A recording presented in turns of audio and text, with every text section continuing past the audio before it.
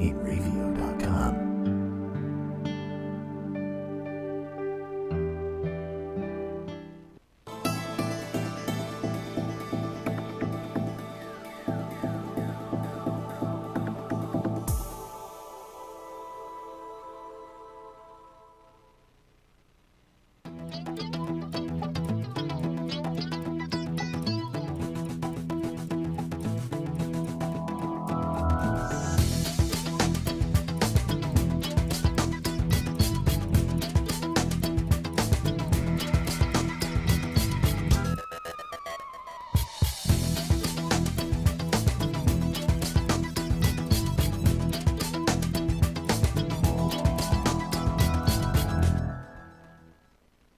Hello again, everybody. This is Joe Larson, and you're watching the 505 on Racing Show. Welcome to another fun-filled evening of race talk. We have a lot to talk about. Daytona, New Smyrna, Bronson, all down in Florida, where the racing action was during what initially called Speed Weeks. A lot of people, a lot of things. And we had a live call-in guest that's going to be calling in the second half. John Furino, he's a crew chief of the driven by Denny Hamlin, that won the Daytona 500. John cut his teeth at Riverhead Raceway here in Long Island many, many years ago, and crewed for number 52 Charger Chuck Schultz back in the day.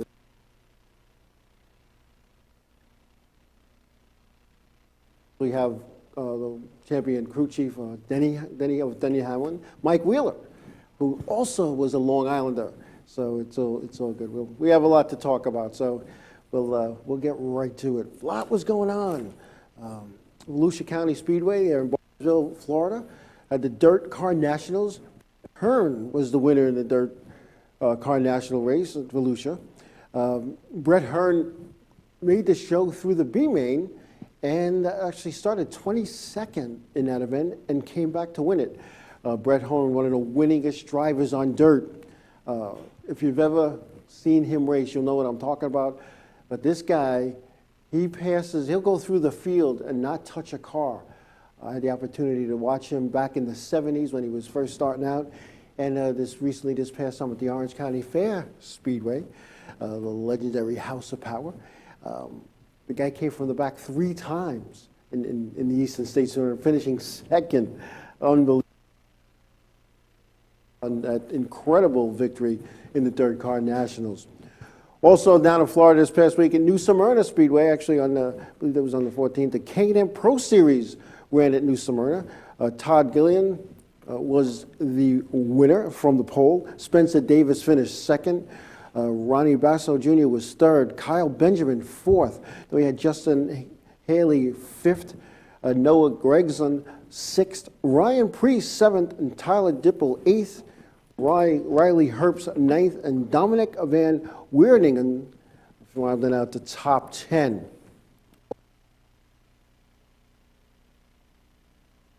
Ron Silk winning on the first night, Eric Goodale the second, Ryan Priest the third night, and Ryan Priest again on the fourth night. Not a lot of cars from what I saw at the New Smyrna Speedway for the World Series of Asphalt Motor Racing. Years ago, it was tough to make the show. There were a lot of cars. There was the Tour types and the SKs, and then it kind of dwindled, and the SKs then became part of the Tour race, but the SK guy that was the first SK across the line, he could have finished 12th in that event, was considered the SK winner. So I don't know what's going on with New Smyrna, and they used to race 9 nights. It was 9 nights of racing back in the day, and back in the day, isn't that too far back? And I kind of wonder, what's going on with that? Has New Smyrna and that 9 nights of racing and the World Series of Asphalt Motor Racing, has it lost its luster? Not taken away from any of the guys that went down there and won races. Like I said, Ronnie Silk, Eric Goodale, and Ryan Priest with 2 wins. But years ago it was tough, and it was, like I said, 9 nights of racing. That's a half a season at most racetracks. So, they cut it back to 4. Yeah, the day before or so, on the 13th, they were all at Bronson Speedway, a track owned by Ann Young, who was a former Long Islander herself and a NASCAR Weekly Series scorer back in the day at Riverhead Raceway. And, Ryan Preece was the winner there at Bronson. And that's going to be a tradition now. It looks like that right before New Smyrna, as you're passing by, stop at Bronson, get your race in, and win your trophy, collect the cash, and move on. But again, New Smyrna is not what it used to be, in my opinion. And this is in a way no knock to what New Smyrna does. New Smyrna became part of the NASCAR Whelen All-American Series recently, and I don't know if that has anything to do with it, but it's not the same. And I don't know if the purse structure has changed. I'm not really involved with any of that stuff. And I don't know if there's too much other things. I don't know if it's the economy, but I could tell you this. It's not what it once was. The 9 nights of racing. We went there 9 nights and the racing, and it was, they still have the Richie Evans Memorial. They still have the John Blue at the 3rd Memorial. But there was 9 nights, and there's something missing there. And I don't know what it is, and I don't know if that's going to change. But they did have the K&N Pro Series that we just talked about, the race as well. So, I guess change is good, depending on what side of the fence you're on. But 9 nights, that was a true testament of a modified driver. You could survive those 9 nights. You were in a good position to win that championship, so to speak, the illustrious championship of the World Series, as they called it. And I can remember going, and not only were there cars parked in the pit area on the infield, but there were cars parked up and behind turn 3 and 4. There were cars parked in the parking lot. There were cars everywhere. When I say car, race cars, not fans. There were race cars, and the fans had to park across the street because there were so many haulers and stuff in there. So we'll see what happens in the future, but I only wish New Smyrna well. I spent many a night, many a speed week at New Smyrna. A lot of good memories at New Smyrna over the years. And I can remember taking my girls there when they were young, and some nights it would be so cold, and some nights the fog would roll in, and they were like, "Dad, can we go?" "No, we can't go." But I'm sure that they have some fond memories too of going to New Smyrna Speedway. It was all good. It was all good. Anyway, Daytona. A lot happened at Daytona this past week. And before I get into results and who did what, when, and where, this charter group, this 36 teams that we talked about last week, only starting 40 cars in the Sprint Cup Series race. I'm sure NASCAR has its reasoning behind it, and I'm not questioning it. In any way am I questioning what NASCAR does or doesn't do. But basically, these 36 cars that are in this charter group, are automatically in the race, no matter what they do, whether you time them with a sundial or they're a pole sitter or they wreck in practice or whatever the case is, they're in the race automatically. So that leaves only 4 spots for non-charter members. 4 spots. Now, this past week at Daytona for the 500, 4 drivers failed to qualify: David Gillian, Josh Wise, Reed Sorensen, and Cole Witt. Now, here's the biggest race of the year. The biggest race. Racing, NASCAR racing is the only sport that I know runs their biggest event of the year first. The Super Bowl's at the end of the season, and the World Series in baseball's at the end of the season. They run this big event. Now, is 44 teams showed up. 44 cars showed up to race this and to attempt to qualify. This was the biggest race. Where is everybody else? Has the charter program that they have out now, has that taken some teams to say, hey, you know what? These 3, we're going for 4 spots. And maybe let's pick and choose where we're going to go. Let's spend our money wisely. And I don't see this helping the sport. Yeah, the owners want to have some guarantees. The owners want to have, and I say the owners, the team owners, the car owners, they want to have some guarantees and some money and some kickback and some feedback, and they want to have some say in their futures. And I understand that as a businessman. But you know what? These top runners, they started here at one time. They started at the bottom. Now, without back marker guys, and I'm not saying these guys that failed to qualify back markers by any chance. The competition is so competitive in racing, a tenth of a second, in the show or not in the show, but you need those guys. You need those guys to come and attempt to qualify. And I could see this about mid-season, three-quarters away into the season, when you're talking like September, when they're not in the hunt anymore, you're going to start seeing maybe 36 teams showing up to go racing, and the other 4 are going to be starring parks. And again, I'm not putting anybody down, and especially I'm not putting down NASCAR. I just don't think, as a businessman, that was a good business decision on both ends, from the team owners and NASCAR, to do that. But again, maybe I don't understand their business. Maybe I don't know what the ultimate goal is. I wasn't privy to that, and I don't need to be privy to that. But as a layman looking in, I'm like, why have qualifying then? Just have those 36 teams show up, pick out of a hat. Pick out of a hat. Because to me personally, qualifying is boring. It's boring as all heck. And to watch cars just go around and they take these times and okay, fine, oh, this is great. And people are out there trying to win practice and let me hook up with this guy. He's my buddy, so I'm going to get a faster time. But we don't like that guy, so let's not hook up with him so he can draft off of us. You know, that's some of the stuff that's going to be, and that's what's going to happen. And I don't know. I'm just totally against this whole big change here. A lot of change, and you know, sometimes change is good. Don't get me wrong, change is good. And you know, and the teams, like I said earlier, the teams feel that they have some input now, and they're working together with NASCAR. And for a while, that wasn't happening. Back in the big Bill France days and the Bill Jr. days, they worked together. They walked the garage. They talked to the teams. They talked to the owners. They talked to the guys whose blood, sweat, and tears went into making NASCAR what it is today. And I think that's missing. I think that's missing today because the newer management in the higher ranks of NASCAR now, you know, how can I say this without offending anybody? I'll just do the best I can. You have people running an organization who maybe never even raced a car or owned a race car in their lives, making race car decisions. And you know, just because you're a good manager, just because you're a good businessman, that doesn't make you good for the sport of auto racing. And you know, there are a lot of people out there that are awesome in the business that they do. There's people that are in the oil business. There are people in the transportation industry. There are people that are in the book publishing business. There are people in the entertainment business, which some people tell you that's what auto racing is.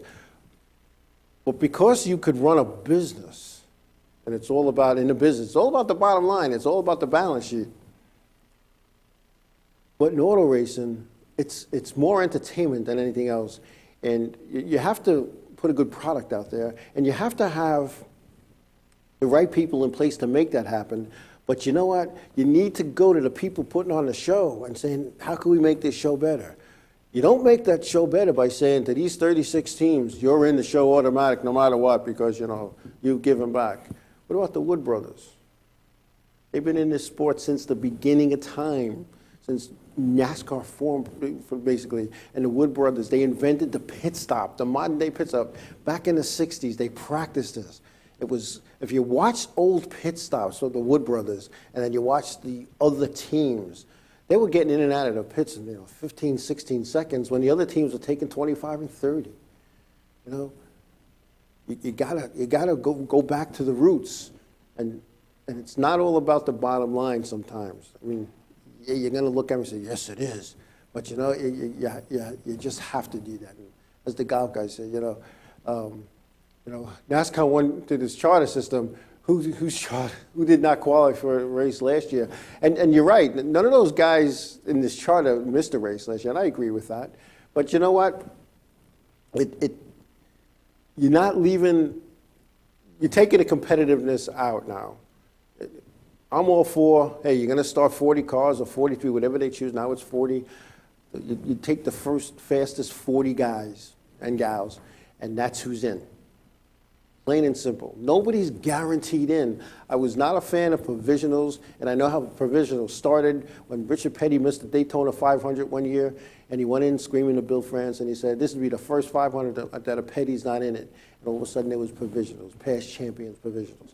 And then all of a sudden, then that got streamlined. Well, this guy didn't make it. He's in the top 20 in points. Let's put him in. Oh, this car owner, that shouldn't be, in my opinion. You're going to start 40, the 40 fastest, that's in. You're the 41st fastest? Sorry, too bad, so sad.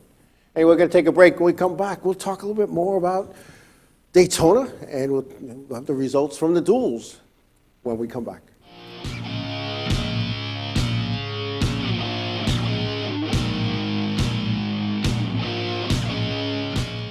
Hey, this is Chris Les Jake, and if Inravio.com spots you at an event wearing this bracelet, they will give you $100. This is Sarah Martin at Daytona International Speedway, and you're watching Inravio TV.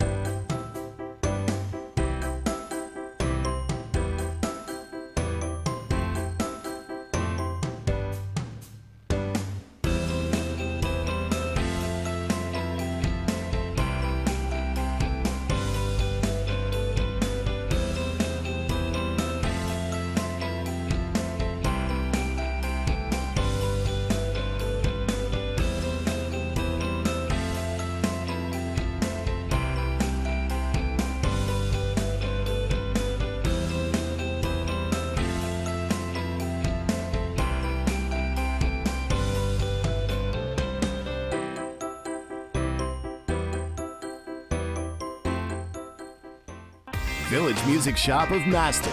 1-800-HEY-DUDE, your full-service store with personalized attention, school band instrument rentals and sales, music instruction on all instruments for all styles and age groups, for guitars, drums, amplifiers, PA systems, and accessories. It's Village Music Shop, 1495 Montauk Highway in Mastic. Call 1-800-HEY-DUDE or go to villagemusicshop.com.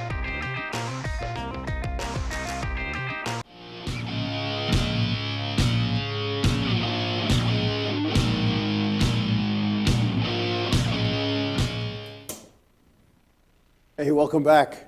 Welcome back. Anyway, so poll day. We had the poll day. That was last week. We talked about that. Chase Elliott was the pole sitter with Matt Kenseth on the outside pole. Matt unfortunately crashed in his duel and had to go to the back. But it was two duels. I remember when these were called the Twin 125s, and they got points for them. And then it became the Dual 150s, and now they call them the Can-Am duels. That's what they were called this year from Daytona International Speedway. In Duel 1, Dale Earnhardt Jr. was the winner, followed by Joey Logano in second. Ryan Blaney was third. Kevin Harvick was fourth, followed by Denny Hamlin fifth. Chase Elliott sixth. Casey Kane seventh. Greg Biffle eighth. Chris Buescher ninth. And Ricky Stenhouse Jr. rounding out the top 10 there. In Duel 2, Kyle Busch was the winner. Jamie McMurray second. Kurt Busch third. Carl Edwards was fourth. Ty Dillon fifth. Kyle Larson sixth. Followed by Danica Patrick in seventh. Brian Vickers eighth. Matt DiBenedetto ninth. And Michael Annett rounding out the top 10. This is one of those events, and thank goodness the other 35 races in the Sprint Cup Series aren't this way. But they spend the day to pick the front row. Right, in this case, it was Chase Elliott, Matt Kenseth. And then everybody races from third on back in two qualifying events. In Duel 1, those guys will be in the inside. Duel 2, those guys will be outside. And gals, I should say drivers. And one of the things that's confusing to me, and maybe it's me, I don't know, it's this guy gets in, this guy's going to make it in on his time, but this guy's going to get it in on because he finished in the duel. And I wouldn't want to be the guy who has to figure this all out. I'm sure it's done by a computer. But here we go again. You qualify in time trials during the practice, and all of a sudden they're going to line up for these dual races. And so either you throw the times out and you qualify based on that race, or you don't have this race. Not even having this race since its inception, and they had points for these races back in the day. They don't do that anymore. So these races kind of decide who's in and who's not, because what did you time for? What did you time trial? I don't know. It's always something that's, not that it's bothered me, but it's perplexed me. I don't understand that. And you try to figure who's in, who's out. This guy's out, but this guy's in. And some guys just got in and some guys just got bumped out. And there were guys that failed to qualify here that have faster times than some of the guys that made the race. I don't understand that. It's I don't know. It's just one of those things. It's one of those things. But thank goodness that every Sprint Cup race isn't that way. And I know it's speed weeks and you want to do all this good stuff. I mean, heck, we talked last week about the Sprint Unlimited race, and it's a long week for these teams, and I know that. But, here we was like in this case in the duel, Matt Kenseth destroyed his car. Jimmy Johnson destroyed his car. They had to go to the back. They destroyed the car. And I know it's all about the show, as they say, the show. And you want to put on a good show, and yeah, there's some good hard racing, without a doubt. The dual races are a lot shorter, and these teams, they race. See, racers have this thing that once they put their helmet on and they buckle in, it's like Charlie Gisamo, like the late Charlie Gisamo said, because I have to win every race I'm in, even practice. Because it's the thing, it's not about the money, it's not about the trophy, it's about bragging rights. And you want to win these events. And in this case with Daytona, they have those perpetual trophies. If you've ever been to Daytona USA or the NASCAR Hall of Fame, there's a big plaque and trophy that your name's etched on it. Like the Stanley Cup, every team that wins, every player in that game, and the cup just keeps getting bigger and bigger. Well, they do the same thing with the dual races. They put the winners, and there's a big plaque that shows all that. And then, of course, there's the trophy itself that sits in the Hall of Fame. So when you look at that, I mean, I would hate to be a crew chief, and I'm trying to figure out, am I in on time? Are we good where we are? Do we need to go for it, or are we going to miss it by one spot? It's just one of those confusing things.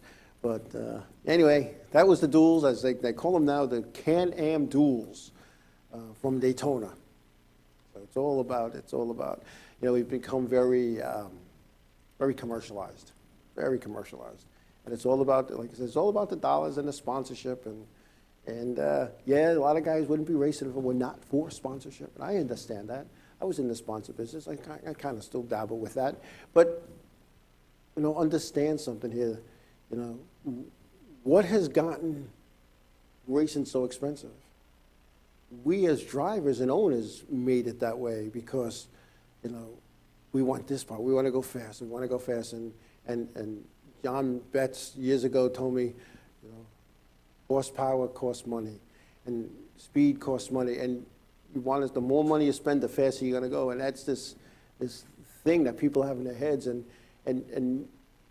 maybe us as drivers and owners, we need to be reeled back in. Because, think about the cost. Think about, even on the weekly series, think about what it's cost you to bring your race car, to a weekly racetrack anywhere in this country, what it was 10 years ago and what it is now. And then look at the purse payout, and in some instances, it's less. And I can tell you there's some tour races. I've been involved with the tour since 2001, and at every different level except driver, and that's not by any fault of my own. But anyway, that's a whole other story. But I just found old payoff sheets for like Stafford and Thompson and Riverhead, and what it paid 10, 15 years ago. And the Riverhead race is almost a third of what it used to pay. I don't know what the purse structure is 2016 this year, but last year it was almost a third of what it paid 10 years ago. Stafford is reduced significantly, and Thompson as well. So when you look back at it, even New Hampshire was man, that was like you went there, you get 15,000 to win at New Hampshire, and now it's barely 10. And I think one of the races it was just over 10. So it's one of those things, I guess. I don't know. I just don't know. But anyway, that's what happened with the duels. Now, the Camping World Truck Series event, I watched the truck race. I sat and watched the whole thing. And this thing with the countdown clock and cautions, I'm not even going to get into that. But I will say this, the truck race was they're just kind of cruising around most of the event. And, you come down to the wire, and all of a sudden, people are crashing and burning and banging and beating. And, it's like on these super speedway racetracks, everybody just is, in my opinion, is just riding it out. Just riding it out. Let me just ride it out. Let me be in a position, let me stay in a lead lap. Because when you have a draft like that, you could be first in the front row, first, second, and then you could be like 20th in row 10, and there's like a half a second separates. A half a second is nothing. And as you notice, every once in a while, somebody would go in or go out, and somebody go with them, and next thing you know, that other guy goes backwards. And because drafting is very big on a track like Daytona. So I just feel that every time that the trucks are on like a Daytona or a Talladega, it becomes, the big one happens every time. And, the big one here happened, towards the end of the race, and it was a lot of tore up equipment, a lot of tore up equipment. But anyway, Camping World Truck Series from Daytona International Speedway. Johnny Sauter was the winner. Ryan Truex was second. Parker Klingman was third. Brendan Brown was fourth. Travis Quaffle fifth. Tyler Young was sixth. Ben Rhodes seventh. Daniel Hemrick was eighth. Scott Lagasse was ninth. Matt Crafton was 10th. The pole sitter, Grant Effinger, let me get that right, ended up finished. Ty Dillon was the pole. He finished 13th. So, like I said, it's watching the trucks on a super speedway is not exciting. It's just not exciting. And I know that caution clock every time they had a caution, it bunched the field back up. And I can remember years ago working a nationwide race, I believe it was, up in the tower, and we went a long stretch on the green, and we needed a caution. We needed a caution, not for any reason other than to go commercial, get the commercials in. And sometimes you have to create those cautions, called a competition caution, a debris caution. Got to check the track caution. Somebody might be leaking caution, because it serves two purposes. On national TV, you got to get the commercials in, and that's what pays for it. But you also need to bunch the field up on some of these super speedways, because you don't want them, straggled around and all drawn out. So, but that's how it is. And next week they'll be at Atlanta, and Atlanta is a fast 2-mile racetrack, at least the Sprint Cup Series guys, and it's going to be interesting. It's going to be real interesting. So, watching a race at Atlanta is pretty wild. They go pretty quick. Let's see. The Xfinity Series was also at Daytona on Saturday. Chase Elliott was the winner there, followed by Joey Logano. Casey Kane third. Elliott Sadler was fourth. Austin Dillon fifth, followed by Darrell Wallace Jr. in sixth. Brandon Jones seventh. Daniel Suarez was eighth. Blake Koch was ninth, and Brendan Gaughan rounded out the top 10. Drafting rules continue to confuse and frustrate the Xfinity drivers. NASCAR outlawed tandem drafting a few years ago. Tandem drafting is when drivers lock bumpers and they just went. And two or more cars running together, nose to tail, go a lot quicker than one by itself. Now they must bump draft. What was a bump draft, for those who don't know, hit and release. You hit, release, hit, release, hit, release, and you bump draft along. And the wind, the way it goes over the car, and let's say we'll draw this, or not even draw, we'll pretend that this is a race car. And the way the wind hits there, and the lead car pushes the wind out of the way, and it goes over the top and goes here. Now, if there's a car here, it can't go behind. It has to go back over that car, too. So the wind goes like this and then curves down, and it's actually pushing. So two go faster than one. Anyway, we're going to take a break, and when we come back, we'll have On the Phone Live, I believe. We'll have John Furino, a crew member of the winning Daytona 500 team, Denny Hamlin, and John also crewed at Riverhead Raceway for Charger driver Chuck Schultz at Riverhead Raceway. We'll have John when we come back.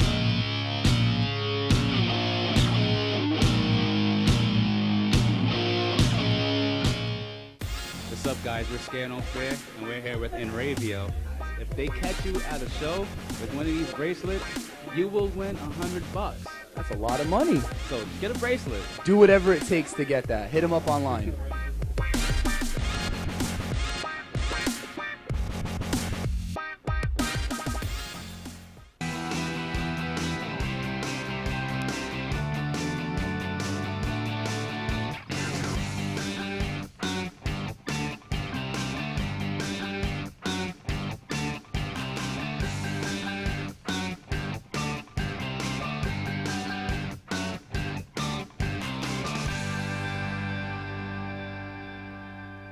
The world of advertising has changed. Radio, TV, and newspaper revenues have declined drastically. Why? Because businesses have realized that advertising return on investment isn't what it used to be. So what can we do about it? Well, that's easy. Advertise online. Own a local restaurant, real estate agency, or even a national retail chain? Whatever your business, Inravio can get your message out there, and we can do it at a fraction of the cost. Call today and see the difference for yourself. This isn't TV. This isn't radio. This is Inravio.com. It's always been important to us to have music a part of our lives, part of our children's lives. At Village Music Shop, Bonnie and Chuck have not only made it possible for our kids to learn and understand and read music and enjoy playing a musical instrument, but they've also made it fun. I really like coming here. I like coming to Village Music because everybody here is nice. And they've inspired some creativity and imagination and taught them discipline. And along the way, they've gotten some self-confidence, really been like a part of our family. Hey, I'm Raul Panther. And I'm Commander B. Hawkins. And I'm Rich Well.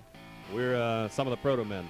If we see you without this bracelet, you get punched in the But if you have this bracelet from Inravio.com, you can win $100. Put one of these on, or else. For over 60 years, Hanson Carpet has put the customer first, providing only the finest quality products and service. And Hanson Carpet is so much more than just carpet. We also carry a wide selection of window blinds and shades, and our licensed and insured technicians can service any of your flooring or window covering needs. Browse our huge selection of laminate, carpet, linoleum, vinyl, and tile. Stop by our showroom today or visit HansonCarpet.com. No matter what your project, Hanson Carpet has got you covered.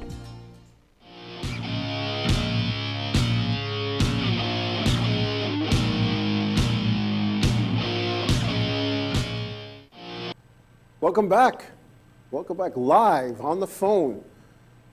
Crew member of the winning Daytona 500 team in the number 11 of Denny Hamlin, John Furino. John, welcome.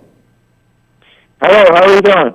All right, John, you know, it's funny. I remember you from back in the day at Riverhead Raceway, crewing with Chuck Schultz. We parked next to you with the late model. That seems like a lifetime ago. It feels like a lifetime ago, but it feels like yesterday in some ways. I still remember pretty good memories of that place. Yeah, you know, there's a lot of Long Island guys transplanted down, working for the big teams, down the big three, as I like to call them, the Sprint Cup, Xfinity, and Camper World Truck Series. Yeah, there is quite a few of us down here, and it's good to see that we're well represented from up there. Now, John, I got to ask you, from Riverhead Raceway to Daytona, how did that happen? Boy, it's like any other story, you know. It's I couldn't. It just is a lot of things that have to be that have to go right for you to get there. You know, it was quite the journey. I'll put it that way. You work and you think and you pray and you do all the things, try to do everything right to get there, and then somehow things start to align some ways, and you get there and you're like,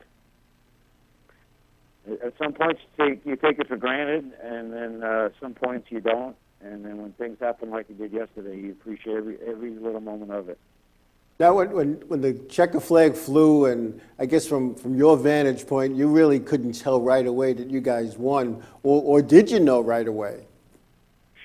I honestly didn't know until we passed the finish line. We had the big screen behind us, But honestly, a bunch of us were, you know, at the end of every race, you get ready to go see the car at the end of pit road to take the restriction plate off and all that stuff every week. So sorry about that.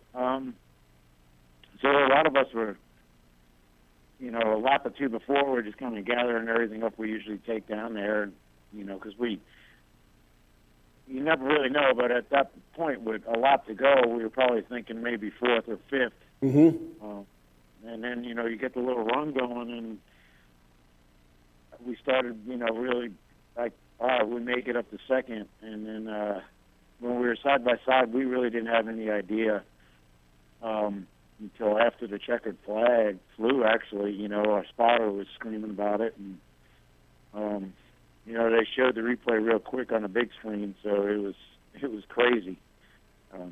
It was exciting, I'll tell you that. Now, what went through your head? Now your team won the Daytona 500. What was that? Well, what went through your head after you realized your team just won the Daytona 500? What was going through your head? What were your thoughts?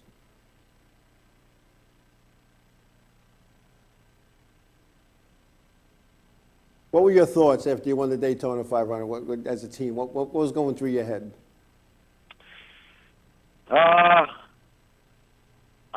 I just my thoughts were, honestly, I can't believe this just happened. That was one of my first thoughts for probably a minute afterwards. It was definitely surreal, and it was definitely, I couldn't believe this just happened. You know, I've been down there working with Denny for a long time. Right. And, honestly, you know, when we won, I was like, I can't believe this just happened. It was definitely surreal and it was unbelievable.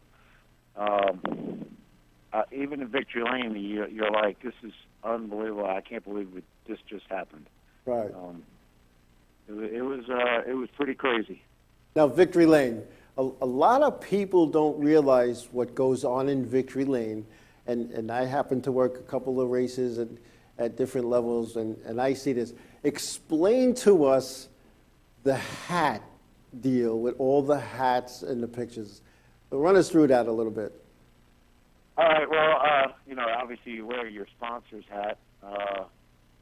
You know, we have a thing at JGR where if it's on whatever's on your shirt for race day, that's what your hat has to be. So, you know, obviously we had our FedEx Express hats on today, yesterday, and so you know you get in there and you get handed a bunch of hats when you kind of walk in there. You get you know, your Sprint hat, which is obviously the series sponsor, and then the 500 hat for winning the race, and then Toyota has a Victory Lane hat, and then you got a couple of small sponsors stuff that goes along the way with that, and then there's this kind of guy in there who kind of works for Sprint and the racetrack, and he kind of tells you, you know, everybody take your pictures with your FedEx hat first, and then he'll tell everybody which hat to switch to, and you take a bunch of those pictures with each hat, and it's those are kind of like our little trophies, you know. We get obviously the driver gets the big stuff, but right. You know, we get our hats and a couple of towels here and there, and get to enjoy it. You know, I'm pretty blessed that I get to go to the racetrack and do this. You know, we got 400 and something people that work at the shop. Yeah. And that build these cars and every part and piece, and the CNC shop, the fab shop, to everybody that, you know, they don't get to go, but they're just as much as important. Oh, absolutely. And no team member is more important than the other, especially at this level. You know, everybody has to do their job, and they have to do it correctly to the best of their ability, and then move on from there. And like I said, the guys that are back at the shop, the car wouldn't be at the racetrack if it wasn't for the guys back at the shop. So, and that's always a good thing.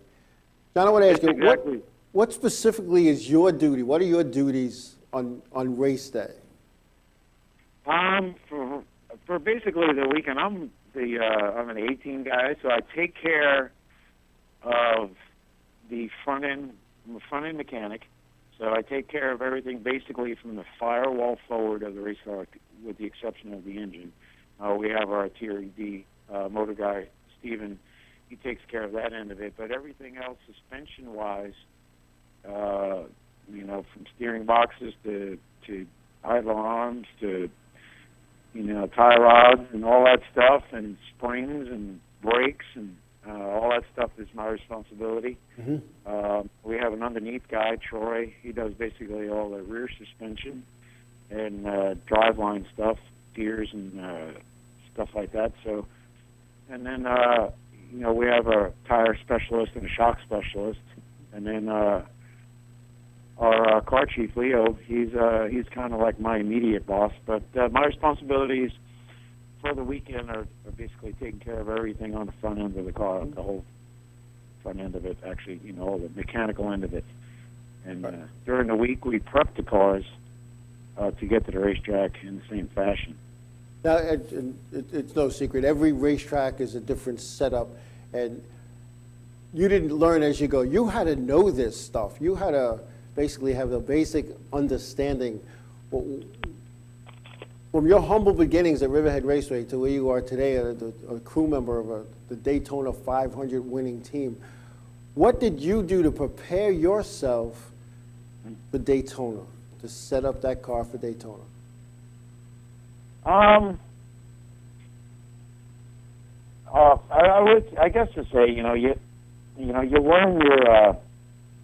learn your craft and your trade from the, you know, your beginnings, and you set your standards then that carry you through.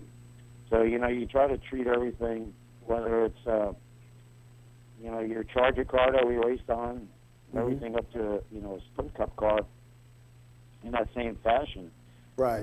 You know, you obviously have to have pride in your work and pay attention to the details, whether it's a Saturday night race for, you know, 50 laps or the Daytona 500. Obviously, the pressure is higher at the Daytona 500, but it doesn't mean that, you know, your workmanship and your pay attention to details should be any less. So, prepare myself. I don't know. I just kept paying attention, I guess, and you know, learning more. You know, like the old-fashioned says, you try to learn something new every single day. Right. That's what I do. And you guys did a fine job. I mean, it's no easy task winning the Daytona 500. No, it's not. It's you know, it's Denny's 11th try. I've been down here, you know, 19 years or so, and they're hard to win. Really If it was that easy, everybody would be winning them. Now, what's it like working with fellow Long Islander Mike Wheeler, crew chief, who's it's his first season as a crew chief? Will's is great. You know, obviously I have a little bit of an age difference there. He's a lot younger than me, but you know, the background is the same. We both all came from the same, I guess, mold. You know, you work hard and you put your time in, and you surround yourself with good people, and that's what he's done. You know, Wheels is a really, really smart guy. People don't probably give him enough credit on how smart he is. Yeah. And he treats everybody with, you know, obviously we respect that, you know, he's your boss, but he also tries to treat you as a friend. And that goes a long way. He's a great person, and he really is a cool leader. And I'll tell you what, you know, I had the opportunity to speak to Joe Gibbs, I guess we were at Pocono last year, and it starts from the top. That's how he treats people. And it just filters on down. And I had a nice talk with Joe, and it was amazing. And I had asked him, I said that, you know, when you walked into to the owner of the football team and says, I'm not coaching anymore, and what went through your head when you're walking through out the door and into your car? And he said, I was like, what did I just do? He goes, but I had faith in the Lord, and I prayed, and we weren't racing. And there we go, and the rest is history. The rest is history. And it does start from the top. You know, Joe definitely sets the standard for way things are around there. You know, he's a true team leader. Obviously, he's won a lot in every sport he's been in. He's a true team leader in the sense that, you know, we're one big team until we get to the racetrack, and then we race each other. Even through that whole race, we were really one team, and the goal was, you know, to win that race. It didn't matter which team member won. Right. It was going to be truly a team win. So there you go. We just happened to be the lucky ones and the grateful ones to go to victory lane. There you go. It's definitely worth it. And I'll tell you, my hat's off to you, Johnny. You come a long way to make this happen, and I appreciate you taking the time out of your busy schedule to give us a call and talk about your experience at Daytona. No problem, Chuck. You know, it's like I was telling you, people get to where you need to be. Obviously, you were part of that, and everybody who worked with me along that way has been a part of that. Thank you. And I never forget anybody along the way that has done that, you know. Yeah, we had some fun time back in the day. Fun times. Yeah, somewhere you have changed, you know, the course of my life, and I thank you for that, and it's been a blessing.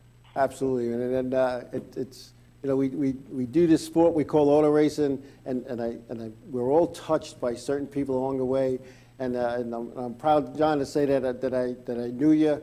We worked side by side with Chuck back in the day, and I wish you continued success at JGR. Okay, thank you, Chuck, and you too, and I hope your show goes on for a long time, and you get the success you want to. I appreciate it. Thank you. John Furino, crew member, winning team, Denny Hamlin and Joe Gibbs Racing for the Daytona 500. We'll be back.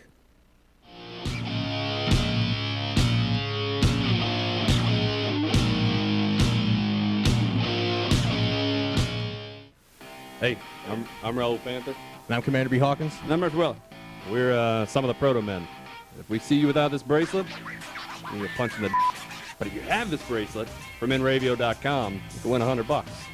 Put one of these on, or else.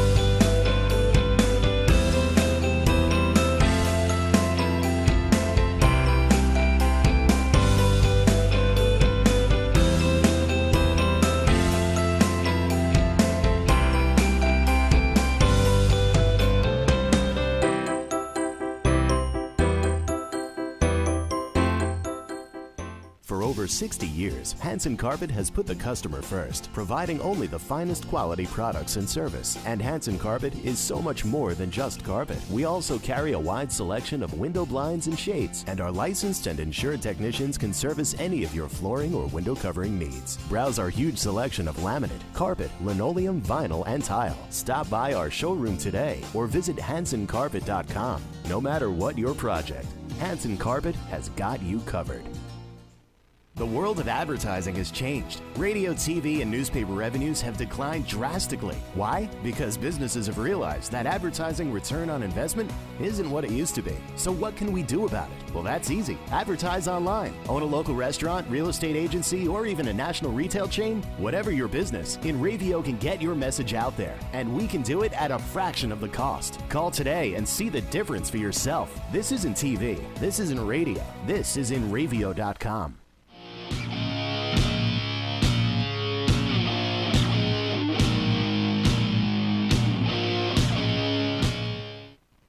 Welcome back.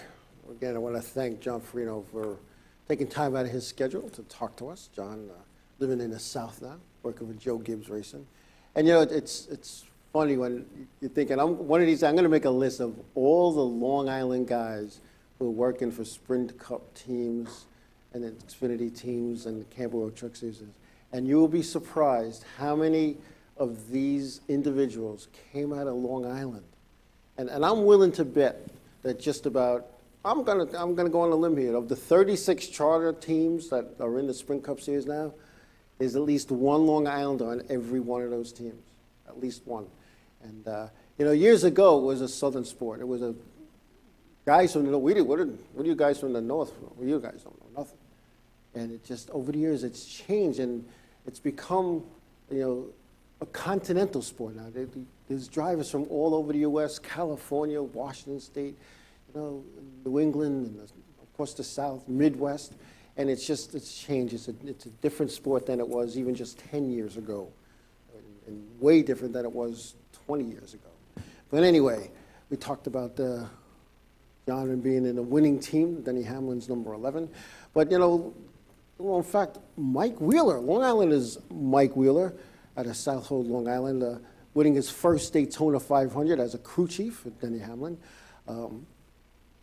Came out of Riverhead. With you know, working on Charger cars, late models, modifieds, and moving up through the ranks. And you know, there was a nice write-up about him in Newsday when they talked about Denny Hamlin winning the Daytona 500. Newsday, Long Island's only newspaper, and even the local news, the News 12.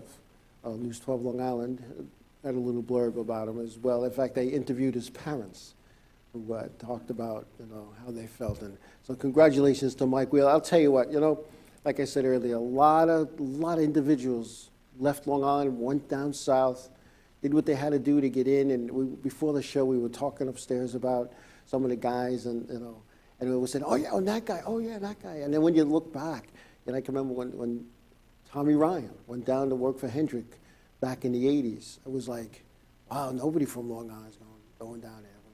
And then, you know, being part of the Terry Labonte's, you know, Sprint Cup Series championship team way back when.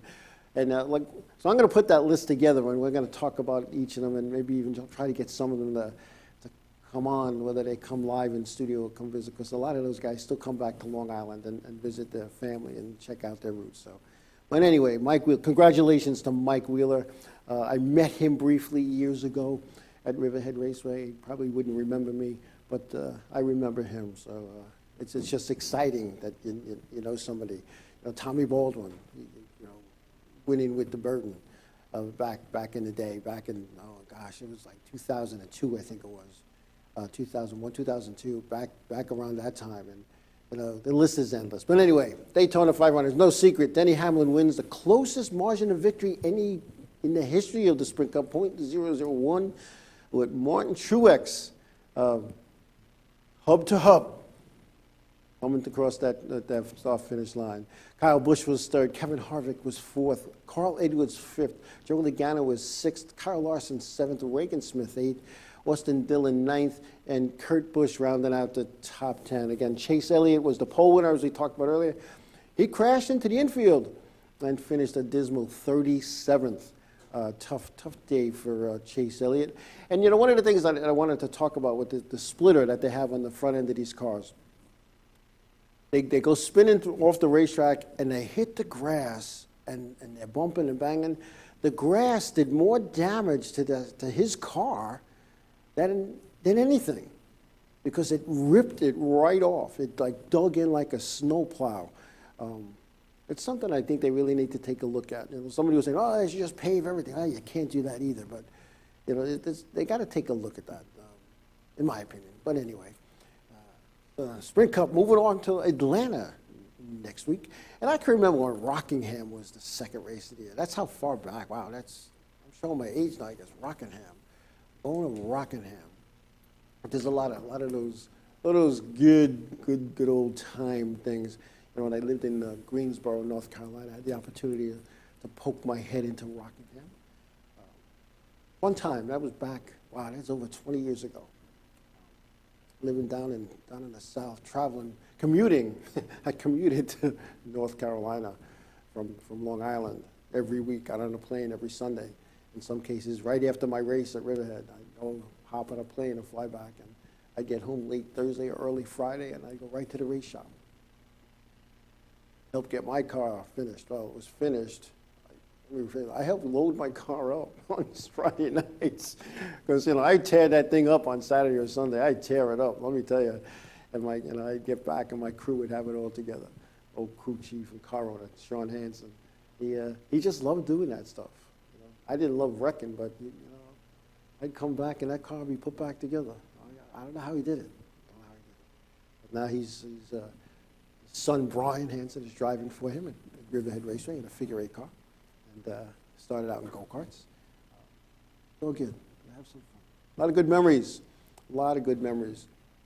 And that's what we get out of this. And I've been doing this for a long, long, long time. Involved with racing. Started as a fan, like most people, and I helped some guy out. I helped my Uncle Johnny out, and I knew nothing. I was lucky I knew how to change a tire. I know a little bit more now.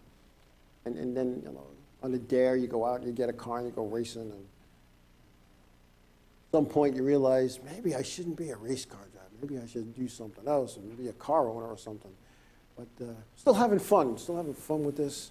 Every once in a while, it's like anything you do, whether you're a golfer or a bowler or a fisherman or whatever, a hunter, you're like, oh man, let me take a break. And you take a little break and then you recharge your batteries and you're right back into it, right back into it. And I don't know, I'm having some fun. I got to experience dirt racing on a different level other than just going to the eastern states, which I used to go with my good old friend Bill Stockett up in the Orange County Fair Speedway. The Eastern States 200 held at the end of October. And then you go, I'm going to New Asia. I went to Volusia a couple of years back. I went to Cottage Grove Speedway in the 80s, and it didn't click back then. But all of a sudden, behind the scenes at a dirt track, man, oh man, oh man. It's all good. It's all good. I'm having a good time with this. But anyway. And congratulations to Joe Gibbs Racing and Denny Hamlin and Long Island native crew chief Mike Wheeler on the victory. Like I said, Daytona is their biggest event of the year. I mean, yeah, Homestead, the last race of the year is pretty exciting because, you got the final four going for the chase, which they've instituted into the Xfinity Series now as well.